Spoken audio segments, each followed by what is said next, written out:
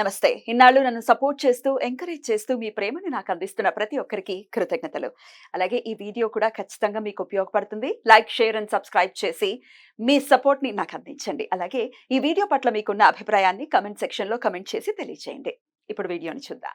నమస్తే, welcome to our channel. నేను పద్మిని. ప్రస్తుతంతో పాటు ప్రముఖ ఆధ్యాత్మికవేత్త, వాస్తు జ్యోతిష పండితులు, న్యూమరాలజిస్ట్ శేషగిరిరావు గారు మనతో పాటు ఉన్నారు. మాట్లాడదాం. సార్ నమస్తే. సార్ నమస్తే అమ్మా. ఈ ఆదివారం త్రిపుష్కరి యోగంతో వచ్చేటటువంటి యోగవంతమైనటువంటి రోజు అని ఖచ్చితంగా చెప్పుకోవచ్చు. ఎప్పటికప్పుడు వస్తూనే ఉంటాయి చక్కగా. ఇది వరకు రోజుల్లో చక్కగా పంచాంగం ఇంట్లో ఉండేది కదండి. దాన్ని ఖచ్చితంగా చూసుకోవటం, దాన్ని అలవర్చుకోవటం, దాన్ని అది లేకుండా దాంతో సహజీవనం ఉండేది. పంచాంగం ఎప్పుడైతే జీవితంలో నుంచి వెళ్ళిపోయిందో, ఇవాళ రేపు ఏకాదశి ఎప్పుడు వస్తుందో, పౌర్ణమి ఎప్పుడు వస్తుందో కూడా తెలియని పరిస్థితి. ఓహో, పంచాంగం ప్లేస్ లో యూట్యూబ్ లో ఆక్రమించుకున్నట్టు. సరే, పంచాంగంలో గణితులు ఎవరైతే చక్కగా గణించి చెప్తూ ఉన్నారు, చక్కగా అది యూట్యూబ్ లో చెప్పడం కూడా జరుగుతుంది. వాస్ట్ గా దీని స్ప్రెడ్ కూడా జరగాలన్న ఉద్దేశంతో.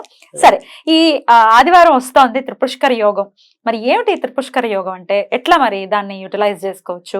ఎట్లా ఏదైనా సమస్యల్ని అధిగమించడం కోసం ఇట్లాంటి యోగవంతమైనటువంటి రోజుల్ని వినియోగించుకోవచ్చా? ప్రకృతి అందిస్తోంది కాబట్టి మరి ఎలా యూజ్ చేసుకోవచ్చు? తప్పకుండా. ఎందుకంటే ఈ యోగాలు అంటే ఇప్పుడు మనకి వచ్చి పంచాంగంలో ఉండే యోగం అనేది వేరు, అక్కడ తిథి వార కారణ నక్షత్ర యోగాలు అనేది అక్కడ యోగం అనేది వేరు. సో అది రవిచంద్రుల యొక్క కలయికతో అక్కడ ఆ యోగం అనేది ఉంటుంది. ఏమిటా యోగం? అది జనరల్ గా వచ్చే ప్రీతి యోగం అనుకోండి, అలాంటి 27 ఉంటాయి కదా. ఆ యోగాలకి ఈ యోగానికి సంబంధం. ఇది కాస్త ఇంకాస్త పవర్ఫుల్. రైట్. సో అవి అనేది అందరికీ పవర్ఫుల్ ఉండదు. అలాగే మనం పుట్టినప్పుడు కూడా ఆయా యోగాలు బట్టి మన యొక్క నడవడిక ఎలా ఉంటుంది అనేది, అంటే మన యొక్క తిథి బట్టి, మన యొక్క నక్షత్రం బట్టి, అలా కొంతమంది పాత వాళ్ళు మనం పుట్టిన కరణాలు అంటాం కదా, గరజీ యోగ అలా ఉంటాయి. కానీ ఇక్కడ ఇవి వచ్చేవి ఏంటంటే కొన్ని కాంబినేషన్స్ లోనే ఈ యోగాలు ఏర్పడటం అనేది ఉంటుంది. సో ఇది అద్భుతమైనది. సో ప్రతిరోజు రావాలని కానీ, అలాగే ఒకసారి కొన్ని యోగాలు ఒక నెల పరిధిలో కూడా రాలేకపోవచ్చు. సో అందుకని ఇక్కడ ఇవి మనకి అమూల్యమైనవి. సో వీటిని మనం ఉపయోగించుకోవడం ఏంటంటే, ఒకటి మంత్ర సాధనకు ఉపయోగించుకునే వాళ్ళకి అది ఎప్పుడు కూడా మంచిది. తర్వాత ఇక్కడ భౌతిక లౌకిక సుఖాలు ఏవైతే ఉంటాయో వాటన్నిటికీ కూడా ఈరోజు మనం ఉపయోగించుకోవడం అనేది ఒక పద్ధతి. అయితే ఇక్కడ వీక్ ఏంటంటే ఏదైతే త్రిపుష్కర యోగం అనేది ఉందో వాటిని ఏంటంటే ఏదైనా సరే కొత్త వస్తువులు కొనడానికి వాటికి కూడా ఇది చాలా మంచిగా ఉపయోగపడటం అనేది ఉండదు. అవి కార్లు అనుకోవచ్చు, బంగారం, ఏదైనా సరే, బంగారం, ఇళ్ళకి సంబంధించిన అడ్వాన్స్లు ఇవ్వటం ఏదైనా సరే, అలాంటి వాటన్నిటికీ కూడా ఈ రోజు మంచి అమృత తుల్యమైన కాలంగా. ఇంకప్పుడు మన నక్షత్రంతో ఏం సంబంధం లేదు. ఇంకా నక్షత్రం అందుకే ఇప్పుడు కొన్ని సపోజ్ ఇప్పుడు మనకి ఏదైనప్పటికీ కూడా ఒకేసారి కొన్ని ముహూర్తాల టైంలో మనకి రాహుకాలం ఉన్నప్పుడు అదే టైంలో అమృత గడియలు కూడా ఉంటాయి. సో అలా ఉన్నప్పుడు దీన్ని అవాయిడ్ చేయమని చెప్పి మనకి స్పష్టంగా శాస్త్రంలో ఉంది. సో అందుకని అలాంటి యోగాలు ఏవైతే ఉంటాయో అలాంటప్పుడు ఒకసారి వర్జాలని దుర్ముహూర్తాలని కూడా మనం కన్సిడర్ చేయగల. సో ఖచ్చితంగా ఇవి ప్రాణప్రదమైనవి. మాకు జాతకం లేదండి, మా నక్షత్రం తెలియదు, ఏ ముహూర్తం పెట్టుకోవాలో తెలియదు అనుకునే వాళ్ళకి ఇది అద్భుతమైనటువంటి ఫలానా ఎవరు నా నక్షత్రం బట్టి మీ నక్షత్రం బట్టి చేయాల్సిన అవసరం అయితే అందరికీ వర్తిస్తుంది కాబట్టి ఖచ్చితంగా వాటిని మనం ఉపయోగించుకోవచ్చు. సో ఇక్కడ మనకేంటంటే ఇదే రోజు ఏదైతే ఉందో ముఖ్యంగా ఈ త్రిపుష్కర యోగం అనేది ఎప్పుడు కూడా అంటే సూర్యుడితో సంబంధం లేకుండా ఎక్కువ శాతం అయితే కనుక అవదు. పైగా ఈ రోజు మనకి సూర్యుడి యొక్క నక్షత్రం ఉత్తరాషాఢ ఉండటం అనేది కూడా ఉంది, ఆదివారం. సో ఇవన్నీ కూడా సూర్యప్రదమైనవి కాబట్టి మనం ఖచ్చితంగా సూర్యుడికి సంబంధించిందే ఈ రోజు చేద్దాం తప్పకుండా. సో ఇక్కడ సూర్యుడికి సంబంధించినంత వరకు ఏం చేయాలి అంటే కనుక ఒక కొద్దిగా గోధుమలు అనేది పెట్టుకోవాలి. ఆ గోధుమల మీద ఒక మట్టి ప్రమిద అనేది పెట్టాలి. ఒకవేళ ఇన్ కేస్ మా ఇంట్లో రెడీగా మట్టి ప్రమిదలు లేవు అనుకుంటే కనుక ఏదైనా సరే మరి కనీసం రాగి పాత్ర ఏదైనా ఉంటే ఆ రోజు వరకు దాంట్లోనే దీపం వెలిగించగలగాలి. రాగి ఆయనకు ప్రీతి కాబట్టి. రైట్.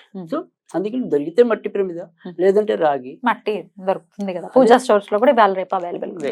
అది మనకి ఏంటంటే మనం ఎలా అనుకుంటే అలా ఓపిక. సో దొరికితే అన్ని దొరుకుతాయి. కానీ మనకి బయటకు వెళ్ళడానికి బద్ధకం కాదు. అయ్యో దాని గురించి కాదు, ఇది బద్ధకస్తులకు కాదు.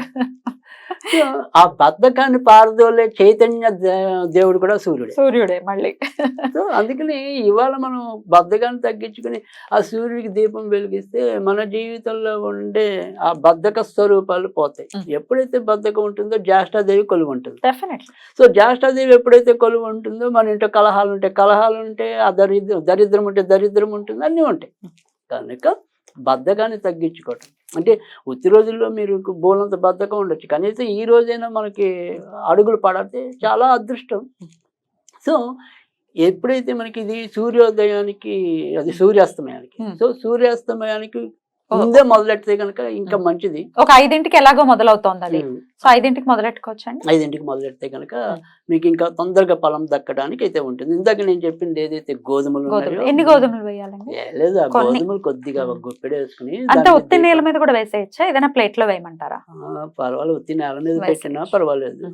సో నేల మీద పెట్టి అక్కడ అంటే చిన్న ముగ్గులాగా ఏదైనా వేసి దాని మీద గోధుమలు వేసి పెట్టడం అనేది సంప్రదాయం. ఓ ప్రమిద పెట్టుకుని, మట్టి ప్రమిద పెట్టుకుని దీపం వెలిగించి ఈ సూర్యుడిది ఏదైతే గాయత్రి ఉంటుందో అది 10 సార్లు చదువుకుంటే చాలు.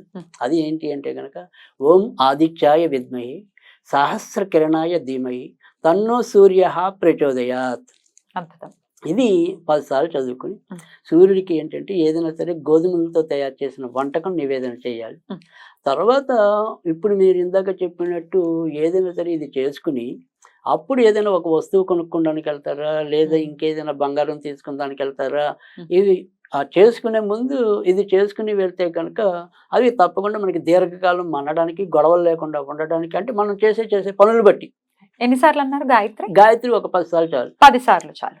సో అంతకంటే ఏమి అవసరం అయితే ఏమీ లేదు. దీపంలో ఏ నూనె, నెయ్యి? రైట్. సో మనకి వచ్చేప్పటికి దీపంలోకి వచ్చేప్పటికి ఏంటంటే ఇది ఖచ్చితంగా మామూలుగా ఏమంటాం, ఆవు నెయ్యి ఉంటే ఆవు నెయ్యి మంచిది. సో దీనికి మటుకు నువ్వుల నూనె వాడకూడదు, ఎందుకంటే సూర్యుడికి పూర్తి వ్యతిరేకం నువ్వుల నూనె. అందులో సండే కూడా వస్తుంది, సండే ఖచ్చితంగా మనం ఏంటంటే ఆవు నెయ్యి దొరికితే ఆవు నెయ్యి, లేదా కనీసం మామూలు నెయ్యి. సో మామూలు నెయ్యి అయినా సరే దీపం వెలిగించడం. ఒత్తులకి ఏమైనా ప్రాధాన్యత ఉందండి? ఒత్తులకి అయితే కనుక ఏమి ప్రాధాన్యత ఏమీ లేదు. సో మినిమం 2 ఒత్తులు అనేది ఉండాలి.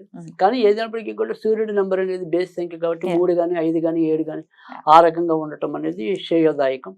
ఆ రకంగా జాగ్రత్తలు తీసుకుంటే కనుక ఇబ్బంది అయితే లేదు.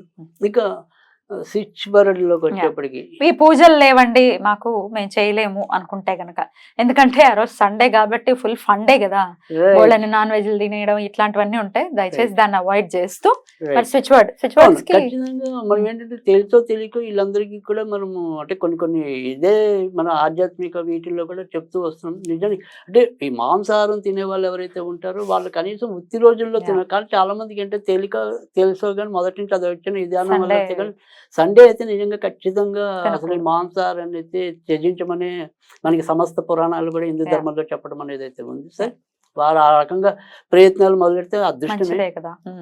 సరే తినేవాడు తింటారు, తినేవాడు తింటారు, సరే వాటిని కాన్సెప్ట్ పక్కన పెడదాం. ఇక్కడ స్విచ్ బోర్డులోకి వచ్చేప్పటికి ఏంటంటే సన్ పవర్ అంతే.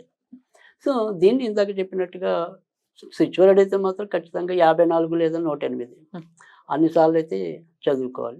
అదే గాయత్రి అయితే కనుక ఒక 10 సార్లు చదివితే చాలు.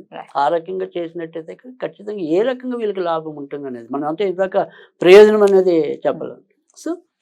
సో ప్రయోజనం అనేది కూడా ఎంతో కొంత, అంటే అసలు నిజానికి ఏంటంటే మనం నిష్కామంగా పూజ చేస్తే ఫలితం అది ఇంకా కొద్దిగా శీఘ్రంగా ఫలితం వస్తుంది. కానీ ఇక్కడ సూర్యుడిని ఆరాధించడం వల్ల ఏంటంటే ముఖ్యంగా ఈ గుండె సంబంధించిన వ్యాధులతో బాధపడే వాళ్ళు కానీ కంటికి సంబంధించిన వ్యాధులతో బాధపడే వాళ్ళకి తప్పకుండా ప్రయోజనం చేకూరటం అనేది ఉంటుంది.